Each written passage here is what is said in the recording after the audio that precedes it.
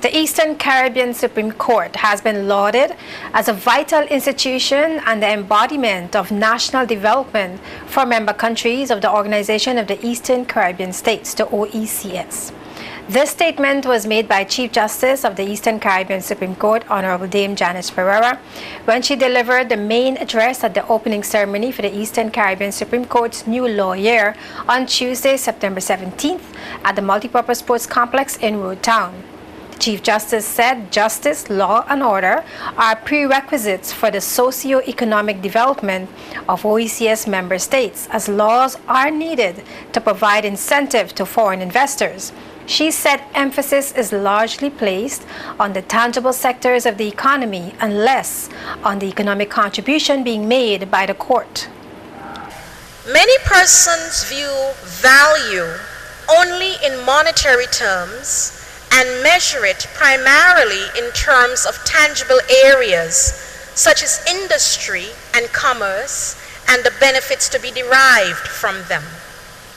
As a result, the focus is placed on developing these areas with the expectation that the returns which are yielded will be sufficient to enhance the country's socio-economic growth.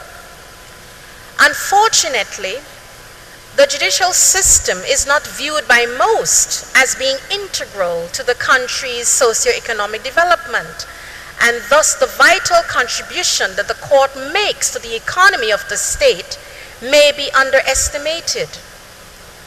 The reality is that economic and social development depends on an effective legal system which is just as pivotal to a country's growth and development as any financial institution.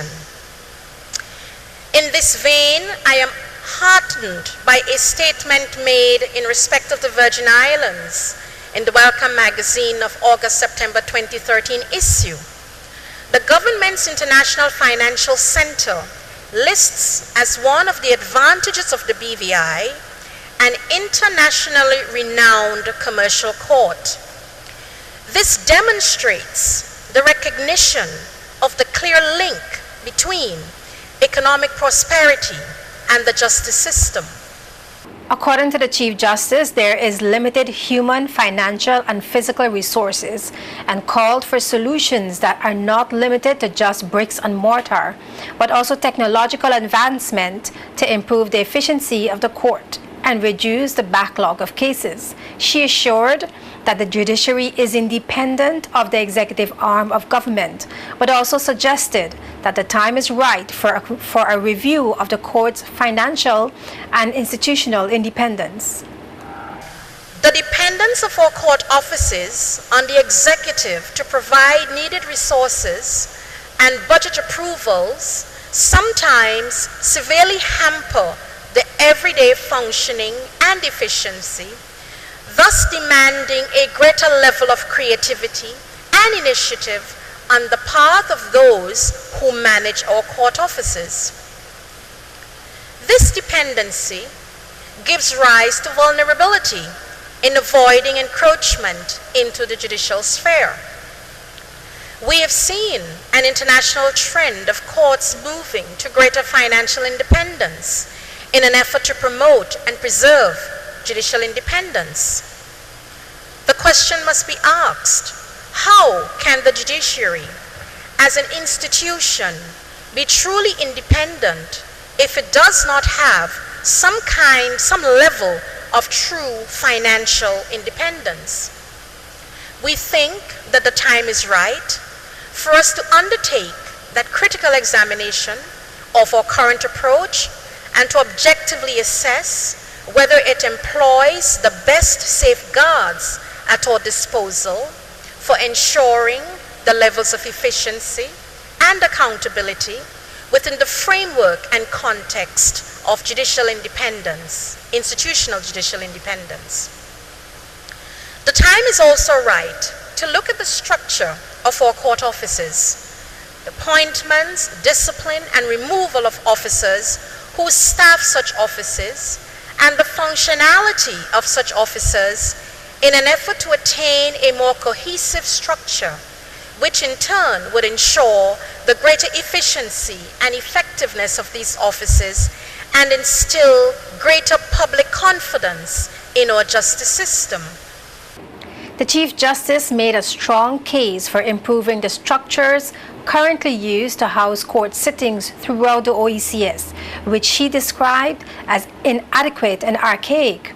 She drew attention to the Halls of Justice project, which is geared to the construction of state-of-the-art courthouses. She said this project is critical and becomes more urgent with passage of time.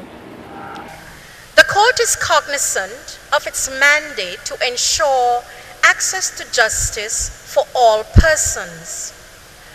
One hindrance to achieving this is the inadequate physical structures from which we operate.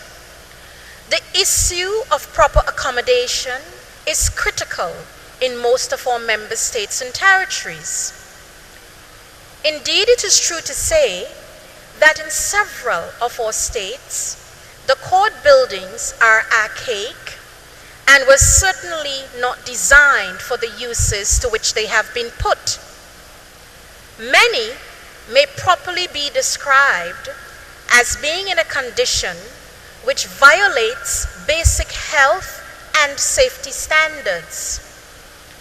This has adversely affected the health of court office staff and or judicial officers, which has in turn led to loss in productivity. Such situations cannot be allowed to continue unchecked.